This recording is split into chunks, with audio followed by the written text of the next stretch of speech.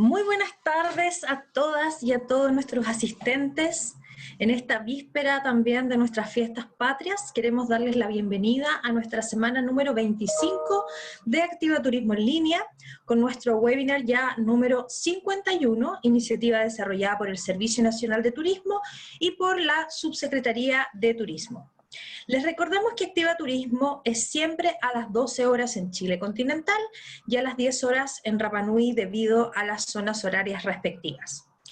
Con la crisis sanitaria y económica en la que nos encontramos, el sector turístico se ha visto profundamente golpeado, llegando a cifras que eran impensadas para cualquiera de nosotros. Para acompañar a la industria y entregar información relevante para el sector, es que hemos creado este espacio Activa Turismo en Línea, donde parte fundamental y su corazón es la interacción que tenemos con ustedes. Para ello les recuerdo que siempre pueden acceder al chat que está en la parte inferior de la pantalla y también a su espacio de preguntas y respuestas. Les invitamos a comunicarse con nosotros a lo largo de toda la charla y por supuesto, como siempre, a que nos indiquen desde qué parte nos están viendo hoy. El día de hoy vamos a contar con la presencia de Marcelino Garay, con la charla Afrontar el desafío para transformarnos. Con Marcelino vamos a conversar de cómo la actual crisis sanitaria es un desafío para reafirmar nuestro propósito y recrear nuestro hacer para poder adaptarnos y evolucionar con nuestro entorno. Marcelino nos hablará de cómo nuestra realidad afecta en la interpretación de nuestro entorno y del importante rol que juega en esto nuestra voluntad, lo que finalmente nos plantea la oportunidad de recrear nuestras posibilidades. Tema muy importante, dado el escenario que estamos viviendo el día de hoy y al que nos seguimos viendo enfrentados. Marcelino Garay es ingeniero comercial y MBA de la Pontificia Universidad Católica de Chile. Tiene más de 32 años de experiencia en diversos roles y posiciones en las áreas de administración, finanzas y recursos humanos, y es consultor en liderazgo creativo para la adaptabilidad organizacional. Además, es coautor de los libros Liderazgo Real del año 2009 y Liderazgo Creativo del año 2016.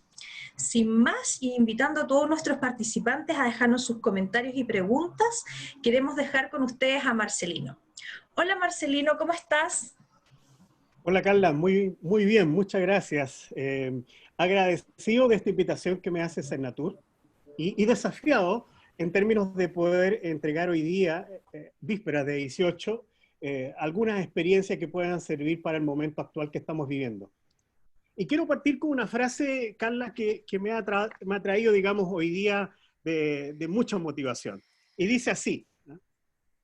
Solo se vive una vez, pero una vez es suficiente si se hace bien. Con este propósito quiero hoy día compartir mis reflexiones de cómo yo he ido enfrentando este periodo tan especial que nos ha tocado vivir.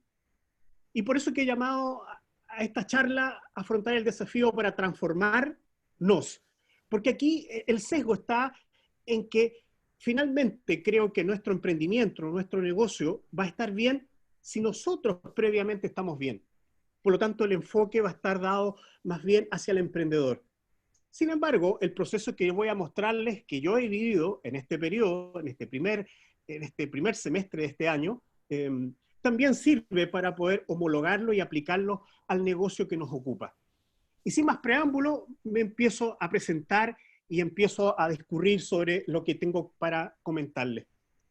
El año 1958 nací, mi nombre es Marcelino, y ese mismo año se estrenaba la película Marcelino Pan y Vino. Sí, no vayan a creer que yo soy el protagonista, no, ni mucho menos. He visto varias veces esta película y lo que me llama la atención es la fuerza de la creencia. Nuestras creencias son muy fuertes y muy importantes porque nos permiten no solo interpretar lo que pasa fuera de nosotros, a nuestro alrededor, sino también definen cómo nosotros enfrentamos esa realidad. El poder de las creencias, para mí, es súper importante hoy día sostenerlo. Sobre todo cuando todo empieza como a cambiar, como empieza a ser un poquito nebuloso. Y claramente aquí yo te traigo un refrán que te va a empezar a motivar en esto. Este refrán dice que entre la cuna y la sepultura no hay cosa segura. Sí, efectivamente hemos escuchado muchas cosas como que en definitiva todo cambia. Sin embargo, creo que hay cosas que no cambian. Y las cosas que no debieran cambiar, y aquí fíjate, estoy poniéndolo en potencial, cosas que no debieran cambiar es la causa por la cual tú te desvives. La causa de tu vida tiene que ser algo permanente, tiene que ser algo que te sostiene, incluso en los momentos más difíciles como el que estamos viviendo en este año pandémico. Y claramente esto de descubrir la causa es un proceso de vida histórico. Y tiene que ver con el propósito de vida que cada uno de nosotros tiene que buscar y descubrir. Yo lo descubrí en mi historia, como todos nosotros podemos descubrir en sus propias historias. Y aquí quiero comentarte o quiero compartirte al menos 4 momentos de mi vida. El primero de ellos es el año 74, 1974. Tenía 16 años. Era el tiempo de música libre, ¿se acuerdan? Música libre, era el tiempo de jugar a la pelota horas y horas y horas. Y claramente había mucho tiempo para conversar. Y junto a 3 amigos, ese año nosotros fundamos una biblioteca escolar, que con el correr de los años tuvo un comodato con la Biblioteca Nacional e incluso hoy día ya está adscrita a la red de bibliotecas que depende de la Municipalidad de Puente Alto. Yo a los 16 años ya pensaba que la educación era un tremendo motor para poder desarrollarse. El año 2005 yo ratifico eso porque entro a aceptar la invitación de Rodrigo Jordán a hacer clases en el MBA de la Universidad Católica en un curso que se llamaba Fundamentos de Liderazgo. Al principio, obviamente, la gran dificultad de tener un orador como Rodrigo a mi lado, justamente en sala los dos, era encontrar la voz propia. Esto de encontrar la voz propia es una necesidad ineludible de cada uno de nosotros. De esos 10 años de colaboración en que hicimos este curso, surge en el año 2009 uno de los primeros productos míos, que se llama El Liderazgo Real, un libro que recoge los principales modelos de liderazgo o de trabajo con personas. Si se dan cuenta, en estos 3 puntos que yo he puesto de mi vida, va surgiendo un patrón de comportamiento. Y este patrón de comportamiento es que a mí lo que me ilusionaba, lo que me movía, lo que me conmovía era trabajar con y para las personas. Y eso claramente se ve coronado en el año 2015. En el año 2015, estoy hablando de septiembre de 2015, después de 32 años de trabajar en una compañía y tener un trabajo estable, decido jugarme por mi propósito. 57 años tenía a la sazón en ese mes de septiembre y créanme que entre tomar lo seguro, que era el sueldo, y tomar mi vocación, jugué por esto último. Y hay convicciones que van surgiendo en eso. Si bien es cierto, la decisión creo y sigue siendo la correcta, porque hay que jugarse por lo que uno cree es su pasión de vida, no hay momento oportuno para poder tomarla. No es que el mundo se vaya a confabular contigo para que tú puedas salir en algún momento dado a tomar esa opción. A los 57 años yo me independicé y dejé atrás 32 años de trabajo como empleado dependiente. Y lo que descubrí, y obviamente fue tomando forma, y hoy día es mi causa por la cual me desvivo, es este. Este es mi propósito personal. Inspirar a las personas para que éstas sean artífices de sus propios destinos. Yo no voy a ser recordado en la historia, ni hoy, ni mañana, ni pasado, por haber hecho cosas materiales. Yo no voy ahí. Ni siquiera porque en esa cosa que yo puedo hacer esté mi nombre. Al revés, lo que me urge, lo que me apasiona, lo que me conmueve, es poder lograr que otros puedan lograr y desplegar todo su potencial. En la antigua Roma, este rol de poder facilitar a otros y que otros puedan surgir, se le llamaba anteámbulo a la persona que iba despejando el camino de otros. Yo podría decir que soy un anteámbulo. Ese es mi rol. Ese es el rol con el cual yo hoy día quiero comunicarte mi experiencia en cómo lo he pasado este año. Y aquí quiero mostrarte el proceso adaptativo que yo viví, ¿No? estoy Hola. viviendo en este año pandémico. Oye, ¿está enfermo? Danos un minuto, Marcelino. Te pido las disculpas. Dame un segundo que algo nos pasó. Ya estamos de vuelta. Y les pido Muy bien, perdón a nuestros espectadores. ni un problema. Yo en todo caso no estoy enfermo, estoy muy motivado y obviamente retomamos el tema. Esto de descubrir el propósito y jugarse por él es ponerlo al centro de nuestra intención. Porque cuando uno ya adopta y abraza ese propósito, créanme que se va iluminando todos los contextos de la vida. Todos los rincones de tu vida, todos los roles de tu vida se van integrando y se van aclarando. Yo no voy a hablar hoy día de un rol específico, sino que voy a hablar de mi proceso de adaptación a este año que me ha traído obviamente desafíos distintos a los que yo estaba preparado. Y el proceso que yo les voy a mostrar tiene 4 etapas: ver, dar sentido, crear y hacer. Y cuando digo ver, me refiero a que hay que ver la realidad. Hay que ver la realidad. Aceptarla tal cual es. Sé que algunas cosas pueden no ser gratas para nosotros. Este año yo tenía planes distintos. Tenía con mi señora el plan de salir de vacaciones. Eso quedó pospuesto. Y quedaron pospuestos una serie de sueños, una serie de actividades que estaban previstas.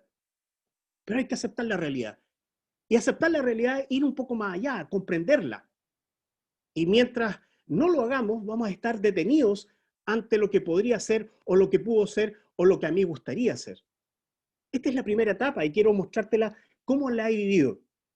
Este es el 9 de marzo del 2020. Esto es San Joaquín. Este es mi curso de liderazgo organizacional en la Católica. 65 alumnos en el primer semestre. 9 de marzo, primera clase presencial.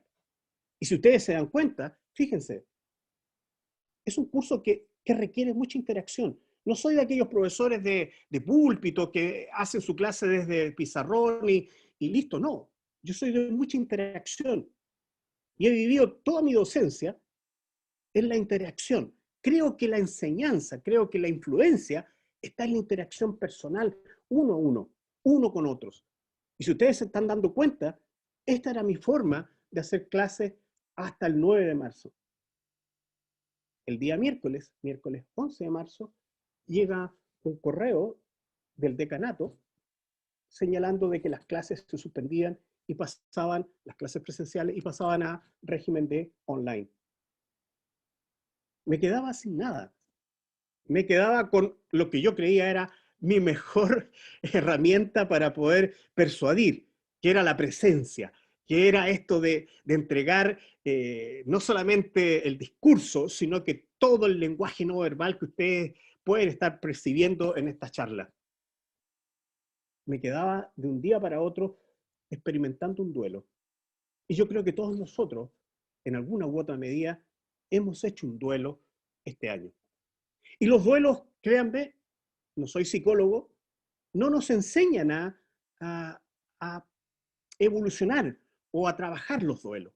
Estas pérdidas, que no son solamente de personas que uno quiere, sino que también son de actividades que uno desea, están enfrentadas a poder hacer ese duelo.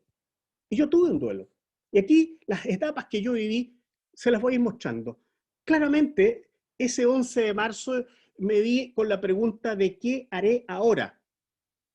Porque claramente no solamente las clases se suspendían en lo presencial, sino que también se suspendía toda la actividad de consultoría hacia empresas que yo desarrollo. Mi principal fuente de ingreso se vino abajo. Se vino abajo. Y para serte franco, abril, es marzo, abril, mayo, junio, sin ingresos. Solo echando mano a los pocos ahorros que uno tiene.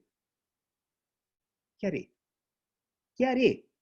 Porque obviamente lo que yo hacía, la puesta en escena que yo tenía, ya no era posible. Y claramente transité rápidamente a la alegación. Y te lo voy a graficar de la siguiente forma. En cuanto a clase, yo tenía un tremendo miedo y lo sigo teniendo. Créeme que esta forma de hacer clase o esta forma de comunicarme contigo no es la que más me acomoda. Sentí un pavor de poder verme en una cámara o verme a través de un computador. Y yo, en este caso, traté de creer que esto iba a ser pasajero. Me colgué de esa esperanza de que en septiembre esto iba a estar un poco más normalizado. No, no, no, esto ya septiembre, octubre va a estar normalizado, vamos a volver a las clases presenciales. La creencia que estaba detrás era que esto iba a ser pasajero. Ahora, con el correr de los meses, claramente empecé a darme cuenta de que habían otras cosas más profundas. Perder mi casa, esta casa que todavía no termino de pagar, donde quiero realmente terminar mis días. Y entró un temor, fíjate, me entró un temor. Debo confesarte que los primeros meses fue para mí, fueron bastante complicados. Complicados porque finalmente, si te das cuenta, estos 3 primeros pasos del duelo no te conectan totalmente con la realidad. Vas de a poco, es decir, primero está el shock, ¿cierto? Segundo está esto del negar, no, en septiembre vamos a estar bien. Finalmente llega con el tiempo, con la reflexión, llega a aceptar la realidad. Y este aceptar la realidad, créanme que no es un problema de solo adaptarse, creo que es un poco más complejo, porque aceptar significa comprender, pero de ahí para adelante uno tiene que tomar una postura ante esa realidad. Y mientras más dure esto, mientras más dure este duelo, vas a demorar aquellas respuestas que necesita hoy día el tiempo presente. Esto es lo que me pasó a mí. Y créeme que mis convicciones, a partir de ese momento, que yo lo podría figurar por ahí por el mes de mayo, mediados de mayo, cuando estaba el pic de nuestro COVID aquí en Santiago, llegué a estas 3 grandes pilares que son como mis convicciones hoy día. Y que no hay política pública, ojo, no hay política pública que me las pueda mover. Son mis convicciones ya personales. La primera es que sin vacuna todo será inestable. Todo será inestable. Aunque hayan desconfinamiento, paso 1, paso 2, porque lo único concreto, lo único que puedes hacer proactivamente es el autocuidado. El autocuidado es lo que yo puedo decidir y puedo controlar y puedo hacer. Y soy soberano en eso. Si me cuido, no solamente voy a cuidarme yo, sino que los que viven también conmigo y los que me importan, mi prójimo. Sin vacuna, todo será inestable.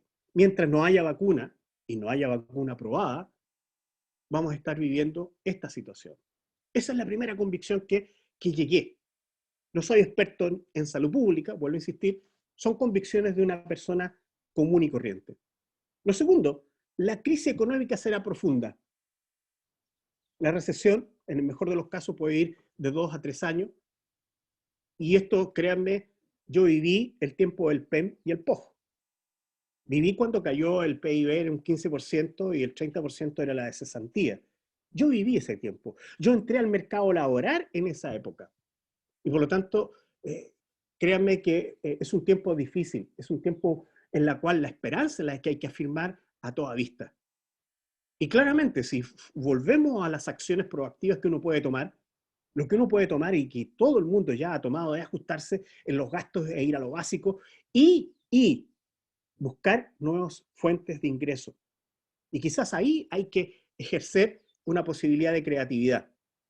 Pero para llegar allá te voy a mostrar cómo se puede llegar allá, porque cuando uno está agobiado, cuando uno está temeroso, es muy difícil encontrar nuevas opciones. Y lo último es que lo que nos pasa es verdaderamente un salto, y esto ya aquí estoy hablando más bien de sistema o de un proceso más de civilización. Yo creo que estamos terminando con aquel paradigma de que el progreso es lineal. El progreso ya no va a ser lineal. Nosotros que somos los boomers, creíamos que el progreso siempre iba a ser lineal, que iba a ser siempre creciente. Yo creo que no vamos a estar en presencia de eso. Yo creo que más bien vamos a entrar a una época de discontinuidad. Y aquí estoy hablando mucho más allá del COVID. Yo creo que estamos hablando de una época en la cual la discontinuidad va a ser lo común. Y esta discontinuidad son saltos, no son evoluciones incrementales que uno puede ir acomodándose a poco. Estos otros personajes les llaman disrupción, ¿cierto? La disrupción son interrupciones en un proceso evolutivo, ya sea por razones económicas, tecnológicas, hoy día estamos viendo por razones también sociales o también por razones biológicas como la pandemia. Esas fueron mis primeras aprendizajes. Ahora, dado que ya comprendía lo que estaba pasando, vino lo segundo, la segunda etapa de mi adaptabilidad, que es dar sentido. Porque claro, ya sabía lo que estaba pasando y ahora viene lo que dice Viktor Frankl. Lo importante, dice él, no es lo que sucede, que ya lo comprendía, sino cómo respondes a lo que sucede. Y en esto claramente ayuda mucho el propósito. ¿Para qué vivo? ¿Para qué me desvivo? Si es para inspirar a las personas, por ahí tiene que ir mi sentido. Entonces tengo que elaborar una respuesta a la nueva realidad. Y eso es lo que yo hice en esta segunda etapa. Pero claramente, para llegar allá hay que conectarse con el propósito, nuevamente entusiasmarse con esa causa de vida que uno tiene. Y eso es un problema más bien emocional, porque es claro que hay dificultades y uno tiene que pararse. Y la forma de pararme, esta fue la fuente con la cual yo me paré. La primera, si alguien de ustedes conoce a Víctor Kiefer, es la frase con la cual yo inicié. Él creó esa frase. Y yo veí cuántos videos de Víctor Kiefer me pudiera yo acceder a través de Internet. Porque es un hombre que genera energía. Y para él la actitud es fundamental. Uno puede tener un cúmulo de conocimientos y habilidades, pero si no tiene la actitud positiva, optimista, no amplifica esa capacidad que tiene. Me creí eso. Eso fue una de las inyecciones de optimismo, de seguridad en sí mismo que logré obtener. La segunda fuente fue buscar claridad en el pensar, y ahí me fui hasta los estoicos y volví a Viktor Frankl. Viktor Frankl es un hombre que para mí sigue siendo un señero en lo que para mí respecta para enfrentar la vida. Porque uno tiene que buscar el sentido de la vida. La vida no te trae el sentido prefabricado, lo tienes que construir tú. Y esa es una tarea irrenunciable.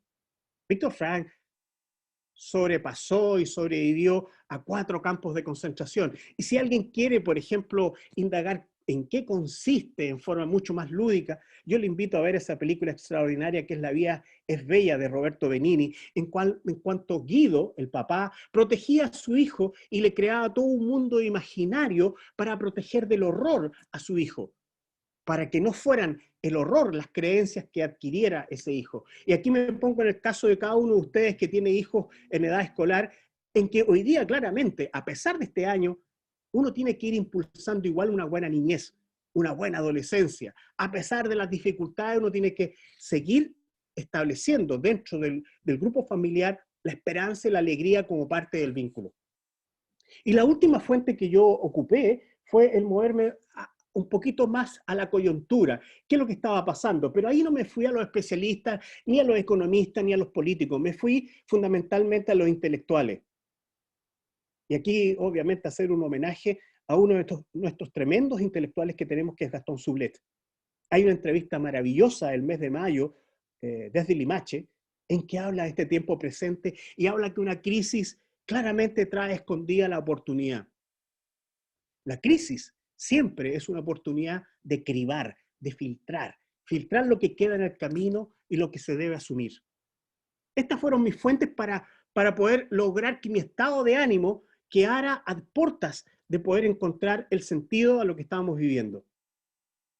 Y esa antifragilidad que llama Taleb es la que yo he ido abrazando cada vez más. La antifragilidad es mucho más que la resiliencia. Es no solamente pararse y superar la crisis, sino que aprovechar la crisis para mejorar, para ir más allá. Y esto significa que tengo 3, 4 aprendizajes que he aprendido en esta época. La primera es aprender a vivir con un mayor nivel de incertidumbre. A mi edad, 62 años, pensé que iba a estar mucho más tranquilo. Sin embargo, hoy día mi convicción es que el grado de tranquilidad, el grado de estabilidad en los sistemas no va a ser tal. Creo más bien en un periodo, en una era de mayor discontinuidad. Y vamos a tener que aprender a vivir con un mayor nivel de incertidumbre. Charles Handy es el Peter Drucker inglés. Él dice que ante la incertidumbre existen 2 tipos de personas. Aquellas que se quedan paralizadas esperando que se configure el futuro, o aquellas que asumen la construcción del futuro proactivamente. Yo me inscribo más bien en esta última, aunque sabemos puede ser una quimera, pero es mi creencia. Lo segundo que he aprendido en esto de dar sentido a lo que está pasando es no aferrarme a nada que no agregue valor.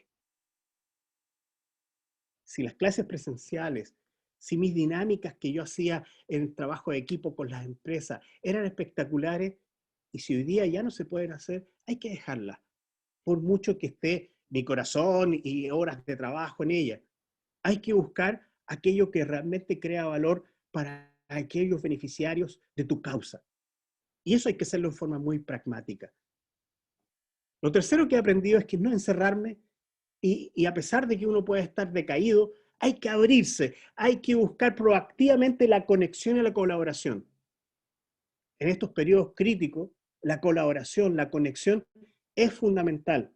Uno de estos aspectos es estar hoy día contigo acá, porque creo que si nos conectamos y conectamos nuestras voluntades, vamos a poder salir de esto mucho mejor. Solos es más difícil, porque solos no tenemos todas las respuestas que hay que construir en periodos tan críticos como este. Y finalmente, confiar en nuestras capacidades. Desde donde uno puede construir es desde lo que sabe, desde lo que puede hacer, y claramente eso significa creer en nuestras capacidades. Y eso obliga a una introspección, a un proceso de autoconocimiento y tenerlo al día. Esta fue para mí la segunda etapa de construir sentido. Y una vez que ya estoy preparado anímicamente, preparado en términos de seguridad en mí mismo, entra la posibilidad de crear. Hoy día es un tiempo maravilloso, aunque no me crean, es maravilloso para poder crear, porque hoy día no están conocidas las respuestas que van a predominar después del COVID. Y por eso que hoy día yo tomé esta decisión de no anticipar algo que yo no sé.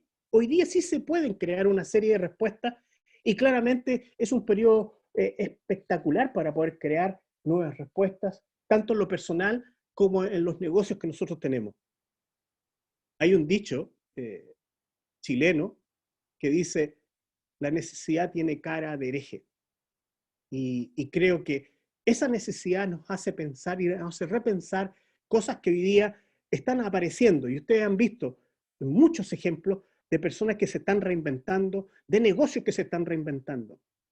Para poder llegar a crear, uno tiene que estar en calma, no tiene que estar dominado en el temor. Y por eso que esas etapas tienen que ser necesarias. Marcelino, Dígame. hemos estado escuchando atentamente tu charla en el equipo, vemos a nuestros participantes, están absolutamente hipnotizados con la pantalla, al parecer. Recordarles que les invitamos a dejar sus preguntas, sus énfasis. Hemos visto también varios comentarios de conceptos bien importantes: autocuidado, discontinuidad, el dar sentido a las cosas y esta antifragilidad. Cómo en este sentirnos frágiles también podemos darlo vuelta quizás y aprovechar esta crisis para mejorar. No sé si te puedo ir haciendo algunas preguntas que nos han estado realizando. Por supuesto, Carla, esa es la idea, de que vaya habiendo una interacción con ustedes, con cada uno de ustedes. Maravilloso. Entonces ahí tú me vas diciendo y me vas ordenando también a ver si quieres ir avanzando también en la presentación. Muy bien. La primera pregunta que tenemos del público es si para liderar, como líderes de sus empresas, de sus organizaciones, en sus municipios, para liderar y generar cambios, ¿debemos recorrer un camino o debemos decidirlo y ejecutarlo? Fíjate que aquí quiero hacer un poco a contrapelo de lo que usualmente se entiende por liderazgo. Y liderazgo no es el líder. Liderazgo es un proceso de influencia que ejerce el líder. El líder es quien quiere influir en otros. Ahora, la influencia para mí, que se sostenga, que sea válida, que sea realmente eficaz, es un proceso que se da en el tiempo. Por lo tanto, uno no puede declarar de que de ahora en adelante las cosas van a ser así. Para mí, el requisito básico para que alguien pueda seguir a otro o pueda dejarse influir por otro es que ese líder haya creado un vínculo de confianza, y eso obliga a tener una interacción en el tiempo. Esto no es instantáneo, no hay líder instantáneo. No hay ninguna teoría que sostenga que el liderazgo, como resultado de esa influencia, sea por el ejercicio instantáneo de alguien que quiere influir en otros. Uno se puede dejar sorprender, pero para poder sostener esa influencia se requiere este vínculo. Por lo tanto, volviendo a la pregunta que tú me haces, para poder liderar, tienes que ocuparte primero de que nada. Si tú tienes un negocio y tienes colaboradores, tienes que ocuparte de saber cómo están. Hoy día lo más importante es saber cómo están. para reconstruir ese vínculo. Hoy día hay que tratar de sostener el ánimo de esos colaboradores para que esos colaboradores junto contigo puedan construir las nuevas respuestas. Pero para hacerlo, como dice A.B. Edmondson, hay que crear un ambiente de seguridad psicológica que permita que esa otra persona se arriesgue en el pensar y se arriesgue en el hacer. Eso es una labor que se da en el tiempo. El liderazgo instantáneo no lo suscribo porque en definitiva supone de que uno se deja instantáneamente influir por otro. Gracias, Marcelino. Me están pidiendo desde la audiencia que sigamos con la presentación. Es que de verdad están absolutamente capturados. Pero Muy bien. solo para darte como el enganche con lo que estamos viendo ahí el tema del propósito y cómo transmitimos ese propósito personal a los clientes en estos tiempos con tanta incertidumbre, a nuestros turistas. Mira, hoy día hay una charla extraordinaria de Simon Sinek, que yo solamente lo corregía en lo siguiente. Él dice, hoy día las empresas se dan a conocer por el por qué hacen las cosas. Yo te diría que más bien hay que pensar en el para qué se hace lo que se hace. El para qué es el propósito. Y aquí traigo un ejemplo que justamente Simon Sinek lo plantea y que viene muy a tono. Tiene que ver con que las empresas hoy día tienen que mostrar el para qué hacen lo que hacen. Es la razón, es la contribución. ¿Cómo cambias el mundo a partir de tu negocio? Eso es una forma de mostrar lo que haces de forma distinta. Lo muestras desde la razón por la cual lo haces y no desde lo que haces. Muchas veces nosotros queremos comunicar a nuestros clientes desde lo que hacemos y no para qué lo hacemos. Por ejemplo, si yo tengo un hostal, yo no puedo comunicarme con mis clientes diciendo las características del servicio. Yo te diría más bien, ¿qué causa quiero mostrar con eso? Es decir, ¿qué experiencia quisiera desarrollar? ¿Para qué hago esto? Si yo quiero tener este hostal, ¿para qué? ¿Para que vengas a qué? ¿A vivir qué? Si yo puedo mostrar que mi intención es que tú vivas ese para qué aquí en mi hostal, esa podría ser la forma de comunicar a mis clientes y a mis colaboradores este propósito, que no solamente personal, sino también de organización. Voy entonces, Carlas, a seguir con esto, porque obviamente cuando hay un periodo de crisis, este propósito se mantiene incólume, se mantiene firme. Yo soy de la convicción de que si hay algo que no cambia es el propósito, tanto personal o como de empresa. Lo que sí va cambiando es el hacer. ¿Cómo puedes poner en marcha o cómo puedes poner en puesta en escena ese propósito? No cambia el propósito, lo que cambia es la forma, cómo tú pones en marcha ese propósito. Y en palabras mucho más técnicas, lo que cambia es tu propuesta de valor y no el propósito. Tu propuesta de valor cambia y pueden cambiar los 9 bloques de Canva o puede cambiar algunos de ellos, pero no cambia el propósito de por cuál tú decidiste hacer lo que estás haciendo. Y eso significa que el propósito empieza a ayudarte en la búsqueda de dónde están los beneficiarios. En una crisis claramente hay cambios en los hábitos de consumo, cambios en las necesidades. Y uno tiene que empezar a mirar dónde se fueron esas necesidades, dónde se fueron esos beneficiarios. Y en eso te ayuda el propósito, porque obviamente tú no cubres todo el espectro de posibilidades. El propósito, por tanto, te segmenta el conjunto de necesidades que tú puedes alumbrar desde tu propósito. Y claramente, alguna de esas necesidades vas a tener que segmentarlas con tu pasión, porque si no tienes la energía necesaria para definir qué hacer, se va a perder en el tiempo ante cualquier dificultad ese nuevo hacer. La pasión te ayuda a segmentar claramente de todas las necesidades a cuál tú quieres lograr contribuir, porque va a estar anclado en tu pasión, aquello que te energiza. ¿Y cómo lo vas a hacer? De estas capacidades y recursos que tienes.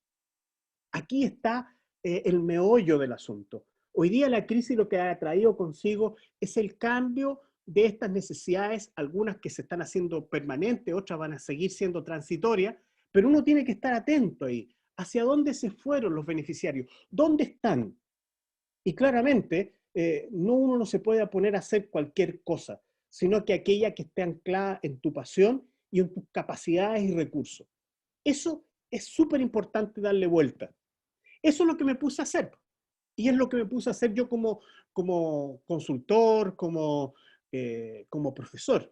Y aquí, por ejemplo, algunas cosas de las que yo ya he logrado reducir o recrear. Primero, reducir los contenidos a lo esencial. Hoy día lo accesorio, aquella cosa que era accesoria, ya no va. Tú tienes que tratar de ir al foco, al foco. Incorporar pausas offline, lo que tú estás viendo acá. Cada 30 minutos, cada 20 minutos, uno debiera cambiar el estímulo emocional para no perder la atención de las personas. Eso hay que hacerlo. Yo no concibo una webinar de 1 hora corrido y en un solo tono. Obviamente hay que tener muy clara la capacidad de atención del que está viendo, del que está oyendo. La puesta en escena tiene que seguir siendo interactiva. Ustedes acaban de ver a Carla preguntándome, porque obviamente yo no concibo un webinar en que sea unilateral. Tiene que ser bilateral. Tiene que haber esa posibilidad del feedback para saber si finalmente estoy llegando o no estoy llegando. Desarrollar contenido ad hoc, aprender aplicación a la brevedad. Ojo, esto fue pero espectacular. Si nosotros creíamos de que venía la era digital, con esto del empujón que nos dio la pandemia, hoy día hubo que aprender una serie de aplicaciones para poder lograr comunicar, para lograr estar conectado con el mundo. Hoy día, claramente, muchos de nosotros ya saben muchas plataformas, Meet, Teams, Zoom, etc. Y eso fue en corto tiempo, aprender rápidamente tutoriales, aplicaciones, etc. Y esto es muy importante. En cada una de las cosas que estás haciendo, ándate al concepto de prototipar. No generes cambios tan grandes, sino que genera pequeñas respuestas que las puedes testear. Esto es muy importante. Yo en el primer semestre hice precisamente un prototipo. Yo 15 años haciendo clases, haciendo ese curso de liderazgo organizacional en forma presencial, y de la noche a la mañana, de un lunes al otro lunes, yo tuve que hacerlo en versión online. Y claramente en el primer semestre yo tuve que prototipar. Y prototipar significa tener una puesta en escena experimental. Yo no sabía si iba a ser bueno. Y claramente tuve que experimentar, atreverme, arriesgarme a una nueva forma de enseñar. Y claramente hay que atreverse a hacer estos prototipos. La gracia de esto no es fallar, la gracia es aprender de los fallos, aprender de los errores y finalmente el prototipo se va perfeccionando. Y cuando ya esto esté testeado, cuando en realidad uno se va dando cuenta de que la demanda o la necesidad va siendo permanente y ese prototipo, por lo tanto, tiene que anclarse en una necesidad más permanente, tú vas cambiando a la organización completa y empiezas a hacer estos cambios mucho más profundos. Y finalmente, una vez que ya has recreado lo que vas a hacer, sabiendo dónde está ahora tu cliente, dónde están estas nuevas necesidades y cómo vas a conectarte con ellas desde un prototipo, viene el momento de testearlo, pues. Viene el momento de ponerlo en escena. Y créeme, a pesar de los años de circo que uno tiene como profesor, yo sentí temor. Sentí temor porque si ustedes se han dado cuenta y tienen hijos en universidad o tienen hijos en colegio, realmente hemos vivido un periodo bastante tenso, bastante tensionante. Y no solamente por la pandemia, sino que hemos tenido que ir aprendiendo a hacer clases online, hemos tenido que ir aprendiendo a teletrabajar. Y créanme que todavía hay tarea pendiente en esto último. Entonces, ¿qué es lo que ha pasado?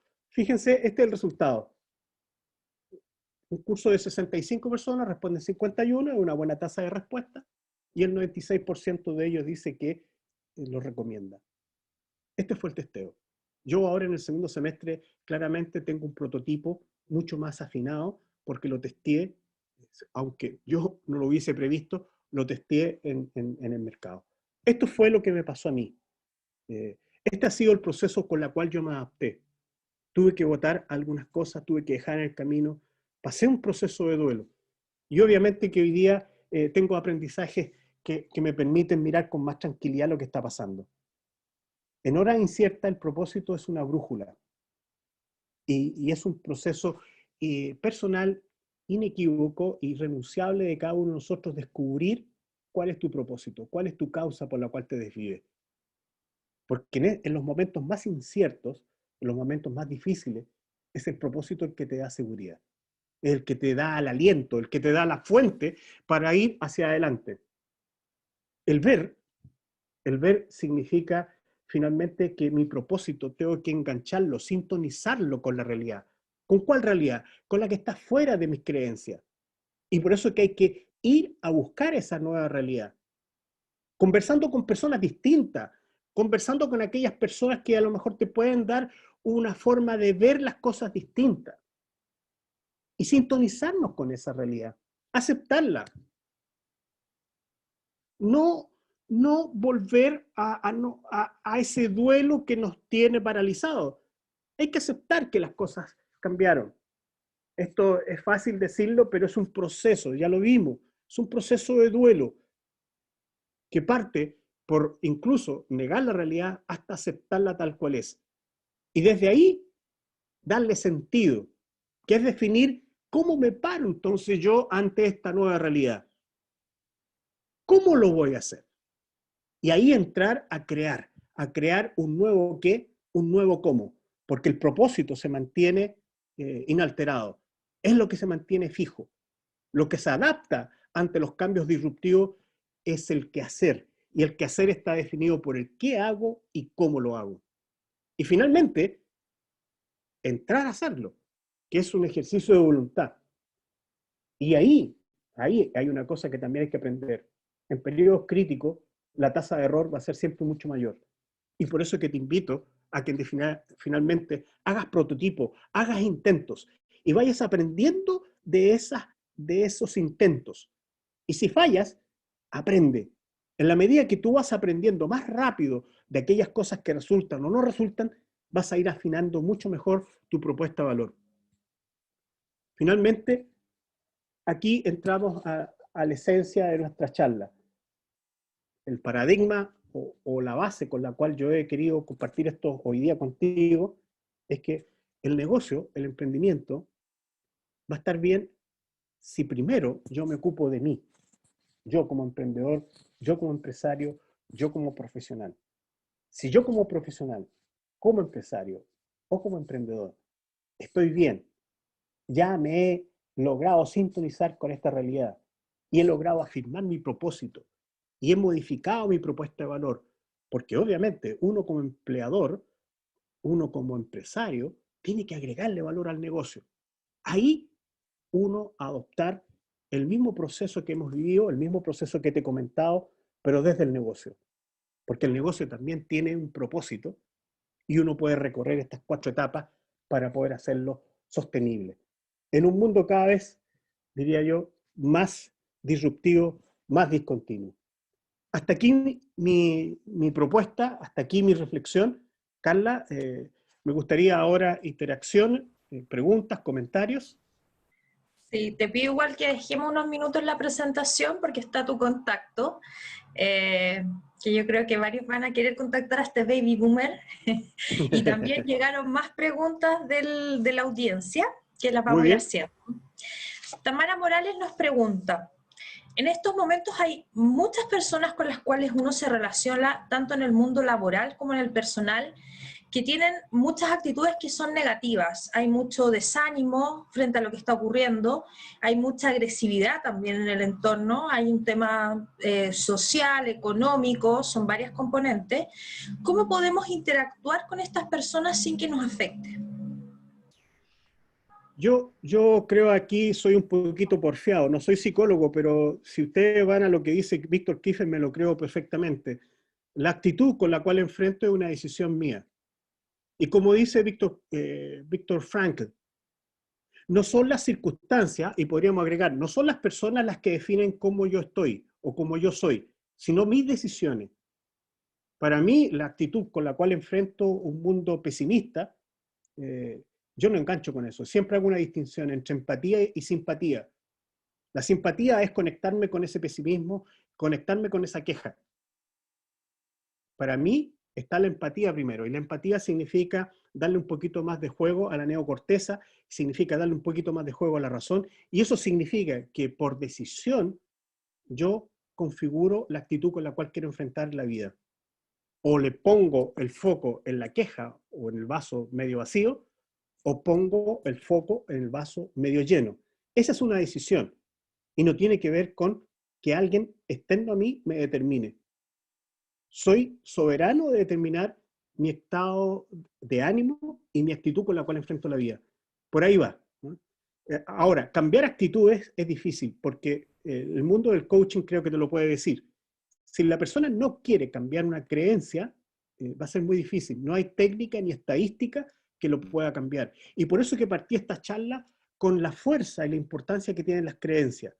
Si tú crees que la vida va a ser mejor después del COVID, vas a jugar y vas a creer y vas a actuar conforme a eso. Pero si tú crees al revés, que la vida va a ser más pobre, va a ser más difícil, va a ser más en gris, créeme que tú vas a actuar conforme a esa creencia. Esas creencias son súper importantes sintonizarlas con la realidad y más bien también sintonizarlas con una causa. Y por eso que la causa es finalmente aquella brújula que te permite sobrevivir a interacciones que a lo mejor pueden ser tóxicas, a interacciones y situaciones que pueden ser difíciles. Absolutamente. Muchas gracias, Marcelino. Vamos a pasar a otra pregunta de Carlos Quiroga, que esta tiene un poco más que ver también con el turismo. Nuestro rubro está complicado, ya que los turistas están en sus países, no pueden viajar, existe mucha incertidumbre. ¿Qué sugieres? ¿Cómo comenzar a generar un cambio? Entiendo, Carlos Quiroga, que nos preguntas como un cambio dentro de ti, ¿o no? Porque cambios van a ocurrir bastante. A ver, un poco quiero engancharme ahí con Carlos en términos de qué puedo hacer yo, sabiendo que el turismo hoy día, en teoría, el turismo presencial está detenido. Y por lo tanto, Senatur no podría decir, oye, alentemos las visitas entre países porque están cerradas las fronteras, etcétera, etcétera. Yo creo que hay algo que podemos hacer, fíjate, que es sostener el vínculo. Voy a volver un poquito atrás. Para mí el liderazgo sin vínculo no existe. Eh, ¿Qué es lo que puede alentar un negocio hoy día? El vínculo emocional. El recordar dónde tú estuviste. Es decir, tomar contactos con esos clientes que tú tuviste y mantenerle ese apetito, ese gusto, ese recuerdo de cuando estuvieron contigo. Yo creo que eso lo podemos hacer.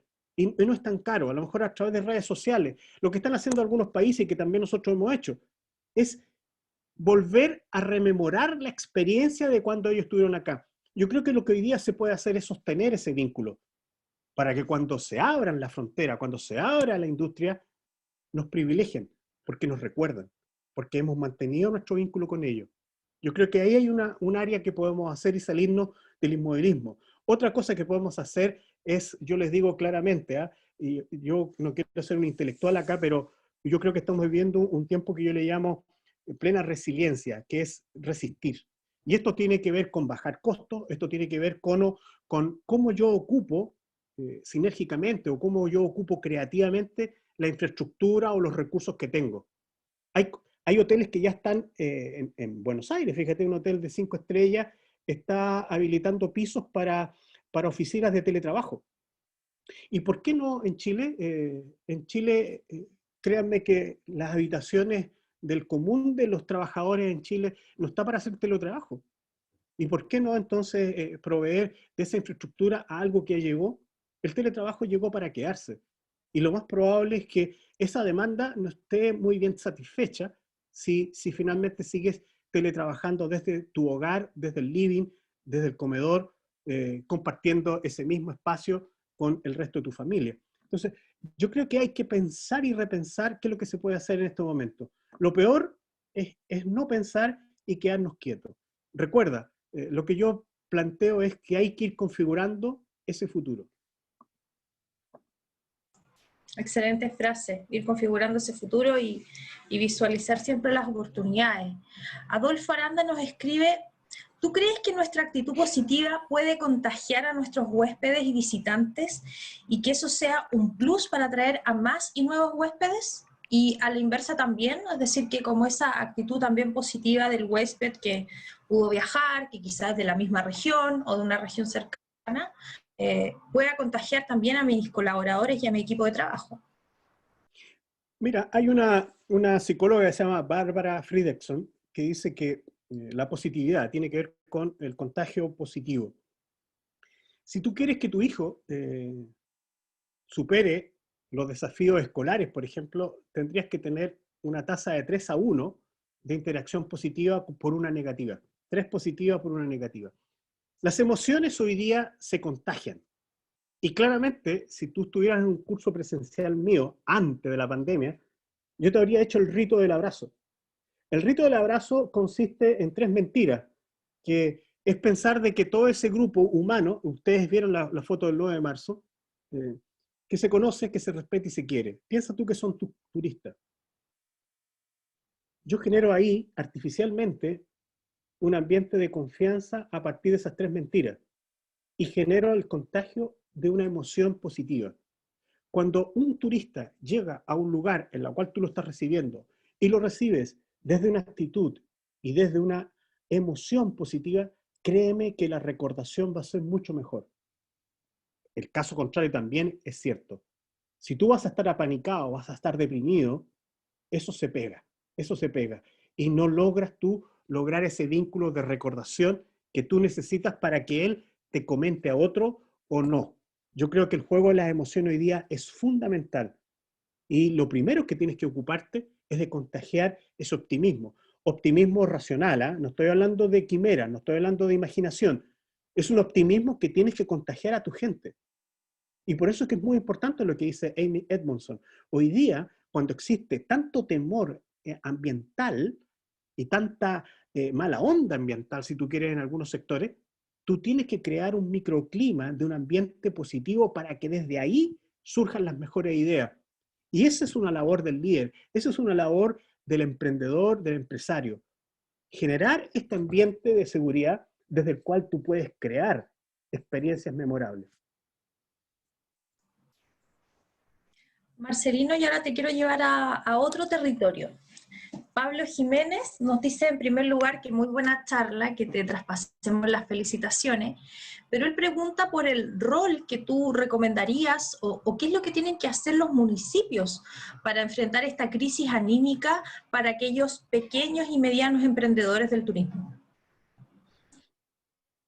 Yo creo que desde un punto de vista de la política pública, siempre hay que generar espacios incluso de creación. Yo creo que hay 2 cosas que podrían hacer los municipios, y creo, me imagino, yo no soy experto, probablemente lo han hecho, pero generar espacios de contención. Primero que nada, yo, como te mostré aquí en el proceso adaptativo mío, mientras no estuve tranquilo emocionalmente, yo no podía crear. Entonces lo primero es contener, hacer ese duelo. Y una vez que ha hecho uno ese duelo, entrar a poder estimular la creación. ¿Por qué no crear clúster? ¿Y por qué no crear la posibilidad de que el turismo, como un clúster, se junte y cree en conjunto acciones que puedan ser coordinadas y que vayan permitiendo que cuando esto se vaya normalizando, estén capitalizados, digamos, estas nuevas ideas? ¿Por qué no pensar en junto? ¿Por qué no diseñar junto? ¿Por qué no recrear junto el sector? Yo creo que los municipios pueden hacer mucho de eso. Contener emocionalmente porque lo están pasando mal, y eso es una labor que pueden hacer los municipios.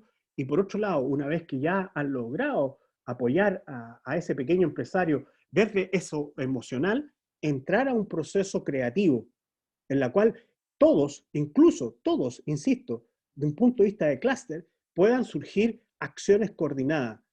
La demanda, ustedes lo van a entender, va a tener que ser cuidada, porque obviamente las personas que vengan a visitarnos van a exigir un mayor nivel de seguridad sanitaria, y eso significa coordinar. Yo te voy a dar un ejemplo de lo que hizo Gastón Acurio en Perú. Gastón Acurio para mí es un extraordinario líder social.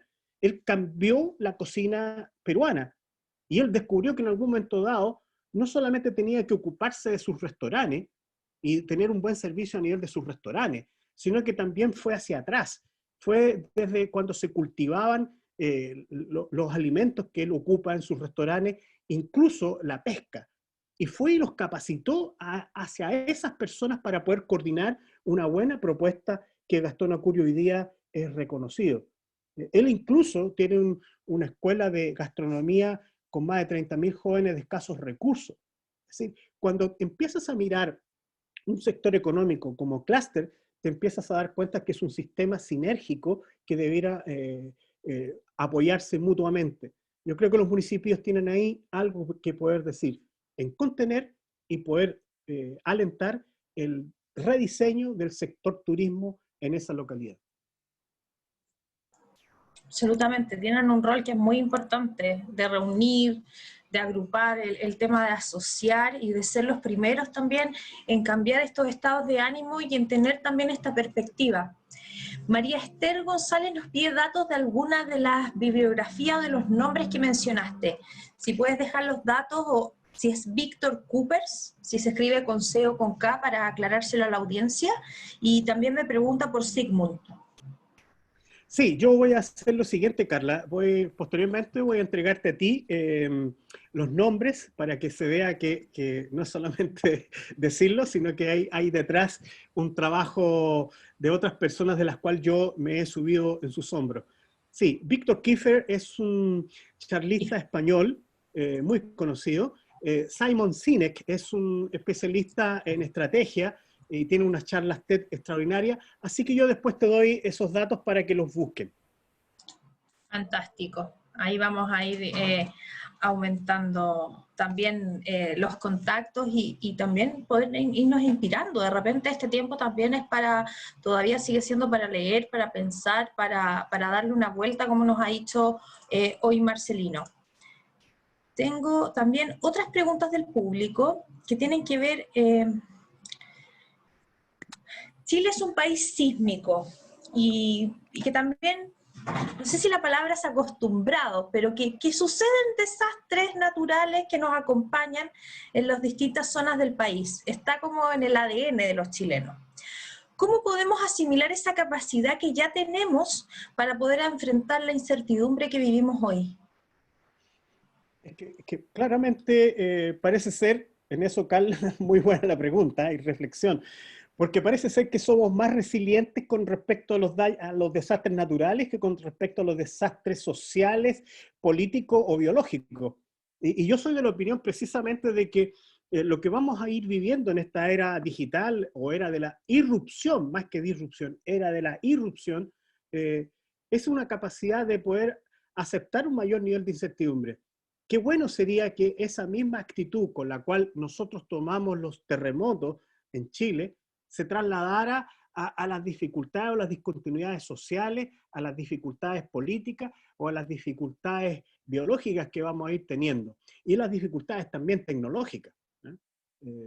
Por ahí escuchaba a un señor que decía, hoy día hay personas que están muy apanicadas en lo político, pero en realidad si uno analiza en el tiempo, el nivel de hoy día de consenso que tiene el país es mucho mayor que lo que ha tenido en otras fracturas o en otros momentos históricos.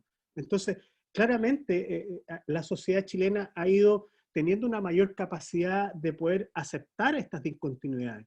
Interesante esa pregunta, Carla, porque yo creo que esa actitud que tenemos para no descontrolarnos en los terremotos y saber lo que tenemos que hacer en los terremotos, sería interesante trasladarla justamente a las discontinuidades económicas que estamos expuestos cada vez más. Sí, era una pregunta interesante que iba relacionando. Tenemos por acá también a Betina Tapia, que nos pregunta también por otro perfil. Hemos hablado de los emprendedores, de nuestros empresarios, de los municipios, pero nos pregunta también por el rol de los estudiantes de turismo. Los estudiantes de turismo hemos sufrido algo de decepción en nuestra carrera. ¿Cómo podemos levantarnos y saber que tendremos oportunidades?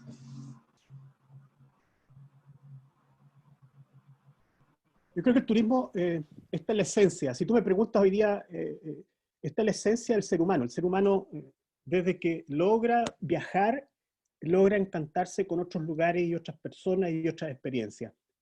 El turismo conecta. El turismo conecta de una forma mucho mejor que Internet, ¿no? Porque conecta desde la experiencia humana. Y yo creo que ahí ustedes, estudiantes, deben encontrar esa causa. Ustedes deberán ser conectores, conectores de cultura.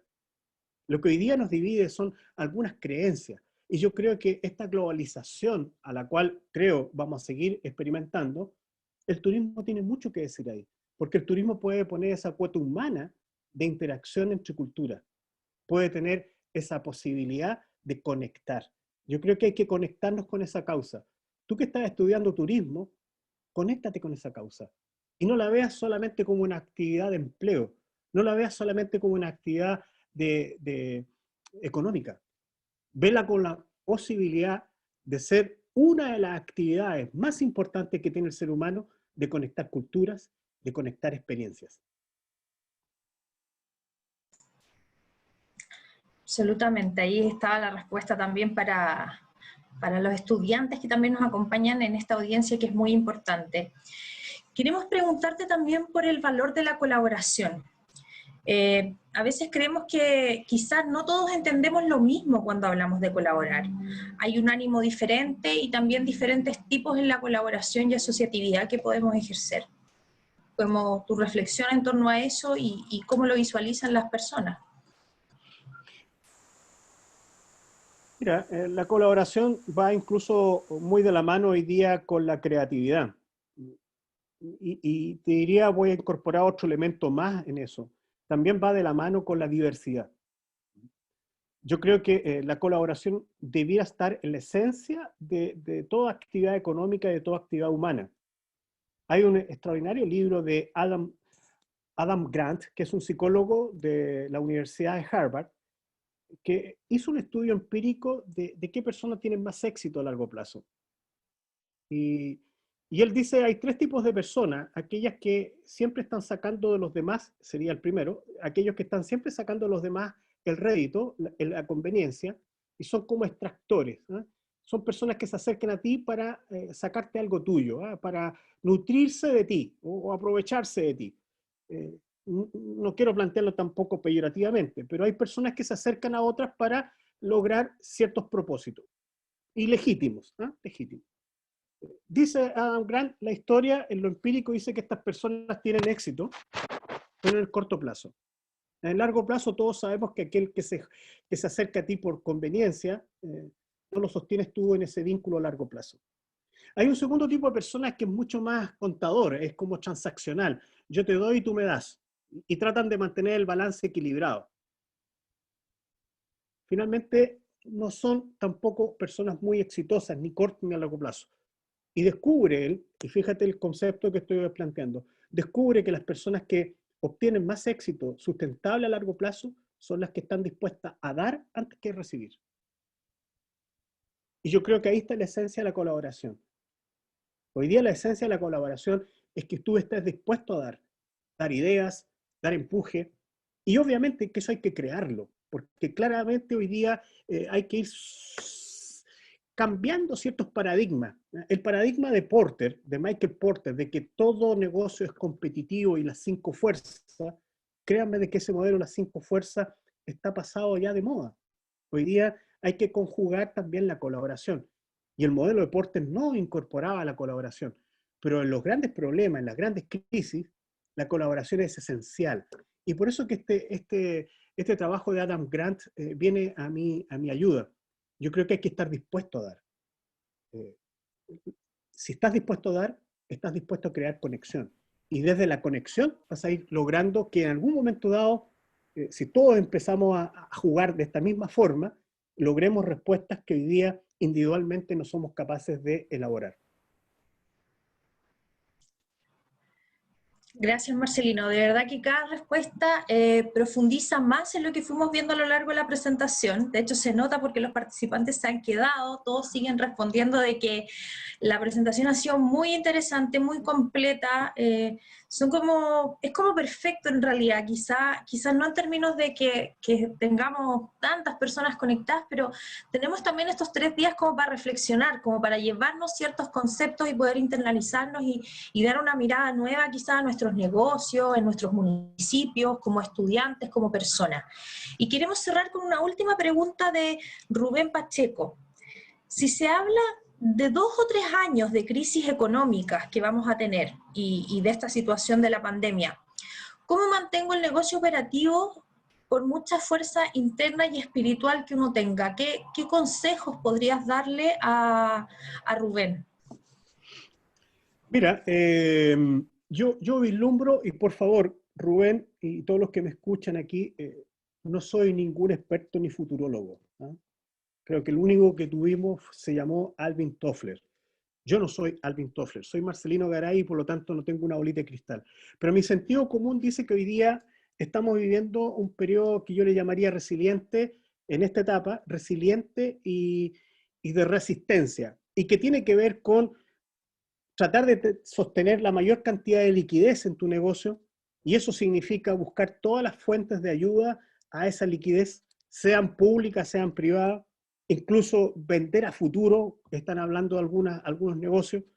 Retener talentos es parte de lo que hoy día tienes que hacer, porque esos talentos son la diferencia que tienes en esta experiencia que quieres mostrar. En lo operacional, repensar tu infraestructura, repensar tus recursos, y ahí no hay límite. Piensa, repiensa desde un punto de vista de la sobrevivencia. ¿Qué puedo hacer con estos recursos? ¿Existen otros usos? Hay muchos restaurantes que están haciendo delivery, hay muchos hoteles que están haciendo teletrabajo. Es decir, repiensa los recursos que tienes y ahí surgen algunas posibilidades. Y mantiene la recordación con tus clientes. Yo te diría, ahí tienes 3 o 4 acciones en esta primera etapa que yo le llamo resiliencia o resistencia. Pero hay una segunda etapa que tienes que empezar a prefigurar ya, que es la etapa de prototipar. Es cómo voy a lograr incorporar este protocolo de seguridad, cómo voy a lograr generar un mejor uso del aforo, cómo logro testimoniar esta seguridad de clientes que han estado en mi lugar hacia afuera, cómo logro a otros clientes que se cautiven por la seguridad que yo le estoy dando a mi negocio.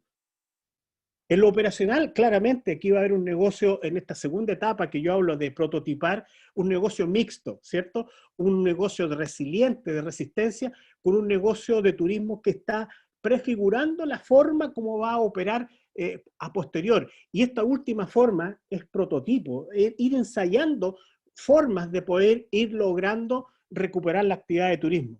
Y eso significa que hay en esta etapa de prototipar una tremenda actividad de idear, diseñar, prototipar, hacer el producto muy mínimo viable y lograr ir testeando esto, porque nosotros no tenemos la bolita de cristal y créanme, esto no va a surgir de una política global. Cada negocio va a tener que ir viendo localmente cómo va logrando adaptarse mejor a esta realidad. Y cuando ya estemos, ojalá, muy pronto con esa vacuna, y estemos en un grado mayor, normal, ya hay que meterle mano al modelo de negocio. Y saber que el modelo de negocio ya no es el mismo que teníamos antes de la pandemia y tener ya un distinto perfil de cliente, una distinta propuesta de valor, un protocolo de seguridad ya testeado, una reserva y aforo bastante también testeado, con una recordación personalizada hacia los clientes en cuanto a testimonio de la experiencia y testimonio de la seguridad. Y ojalá, y esto es lo que prefiguro, tener un clúster coordinado, de tal manera de que no entendamos que el turismo es solamente de un solo lugar o de una sola actividad, sino de ir coordinando esto, porque a la medida que estemos coordinados, el cliente, el turista, va a sentir la seguridad que va a exigir en esa oportunidad. Yo diría que hay 3 etapas entonces. Hay una etapa de resiliencia o resistencia, que es la que estamos viviendo, y hay que acceder a una etapa de prototipar una nueva forma de hacer el negocio, y finalmente, cuando esto sea más normal, tener ya una nueva propuesta de valor, un nuevo modelo de negocio. Y todo esto hay que irlo trabajando. Es decir, lo que no privilegio es que nos quedemos apanicados. Gracias, Marcelino, de verdad. Creo que te lo he dicho muchas veces a lo largo de la charla, porque nos han ido dejando comentarios, nos mandan a los panelistas, que nos dan gracias por la charla, que les hace mucho sentido, y lo voy a resumir en un comentario que nos dejó Adolfo Aranda. Marcelino, tu experiencia y presentación es una gran inspiración para seguir creyendo en nuestros sueños. El turismo para muchos es un sueño, es nuestro emprendimiento, es nuestro hijo, es casi... Entonces, los sueños hoy día se ven un poco desmoronados, pero no es así. Tú ya lo dejaste bien claro, ser esta resiliencia, prototipar y reinventar. Quizás todos queremos llegar al tiro a reinventar el nuevo modelo de negocio y no va a poder ser así, ya que los tiempos tienen un nivel de incertidumbre alto. Vamos a tener que ir probando lo que funcione, ponerlo en práctica, después probar otra cosa, y eso aplica para todos nosotros, en nuestras vidas y en nuestros emprendimientos. Así que darte las gracias solamente, agradecemos tu tiempo, tu exposición, que nos ha permitido contar con nuevas herramientas prácticas y también con conceptos nuevos de cómo mirar y también de cómo interpretar lo que muchos estamos sintiendo y que estamos viviendo. El día de hoy vemos que tuvimos asistentes también de diferentes lugares, nos acompañaron desde Arica, Parinacota hasta Porvenir. Desde Arica, La Serena, Cartagena, Santiago, Biobío, Río Bueno, Lago Ranco, Puerto Octay, Isla Lemuy en Chiloé, Porvenir y también desde Argentina, desde Chubut. Les damos las gracias a todos nuestros asistentes del día de hoy. Aprovechamos de dejar los invitados para la próxima semana, para el día jueves, donde tendremos nuevos espacios de Activa Turismo en línea. Y para cerrar, siempre les recuerdo que toda la información de Activa Turismo en línea siempre la pueden encontrar en www.cernatour.cl/activaturismo. Agradecerte de nuevo, Marcelino, si quieres dar un último mensaje a la audiencia. Sí, fíjate que viene a mi socorro nuevamente ahora el otro Víctor, Víctor Frank. Y es una frase extraordinaria, muy resiliente y que te tiene que dejar motivado y te tiene que dejar desafiado. Sobre todo aquel que dijo que nosotros en la actividad del turismo tenemos sueños. Fíjate lo que dice este señor. Dice, la persona que conoce el para qué de su existencia vital podrá soportar cualquier cómo. Hoy día tenemos que soportar un cómo que a lo mejor es ingrato, es un poco difícil, desafiante, pero hay que afirmarse en ese para qué existimos. Yo agradecer nuevamente la oportunidad que me han tenido y quedar a disposición de ustedes.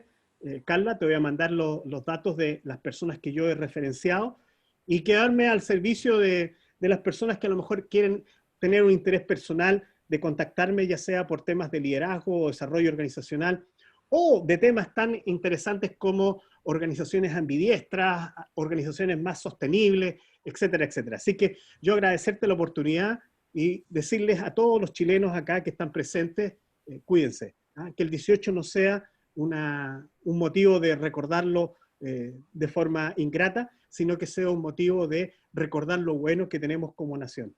Un abrazo a cada uno de ustedes y nuevamente muchas gracias. Muchas gracias a ti, Marcelino, a todos nuestros asistentes del día de hoy. Desearles también que tengan unas lindas fiestas patrias de manera segura, en cuidado, cumpliendo también todos los protocolos. Tenemos que cuidarnos hoy para volvernos a encontrar. Un abrazo a cada uno de ustedes y que tengan unas lindas fiestas. Nos vemos pronto. Chaito, muchas gracias.